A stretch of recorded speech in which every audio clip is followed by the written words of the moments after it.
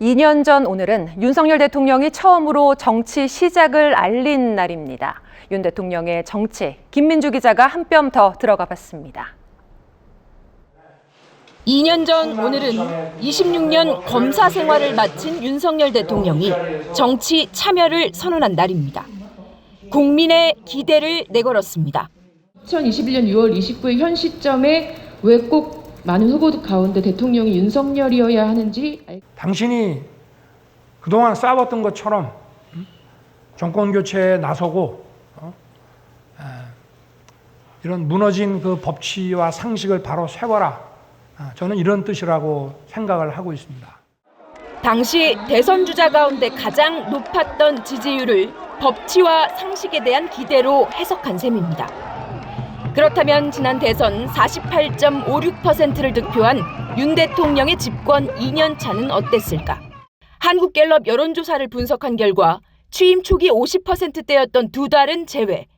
최근 5월 3주차 지지율이 37%, 국민의힘 지지율을 올라섰습니다.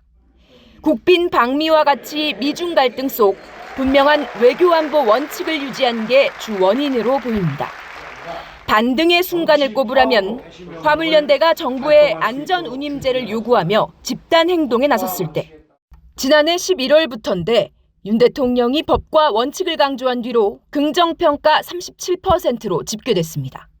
다만 고전했던 순간도 많습니다. 이준석 전 대표를 둘러싼 갈등, 조 바이든 미국 대통령과의 짧은 환담 뒤 발언이 논란을 빚으면서 임기 가장 낮은 20%대를 찍었습니다. 대통령실 핵심 관계자는 OBS와의 전화통화에서 국민이 원하는 정치를 해나가는 중이라고 했습니다. 윤 대통령은 이른바 이권 카르텔을 해체해 미래 세대에 희망을 주는 게 구체적인 목표였다. 이 작업들을 해나가고 있다는 겁니다.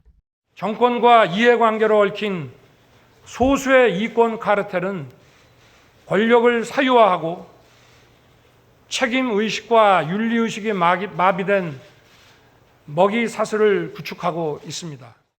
다만 이런 기조를 밀어붙이면서도 협치는 필수라는 지적이 나옵니다.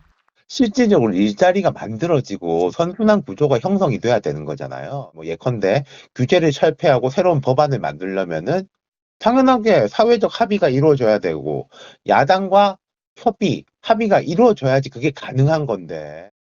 대통령실 관계자는 대한민국에서 여야 협치를 가장 원하는 사람은 윤 대통령일 거라며 야당 대표의 리더십 관련해 어느 정도 정리가 이뤄지지 않겠느냐고 내다봤습니다.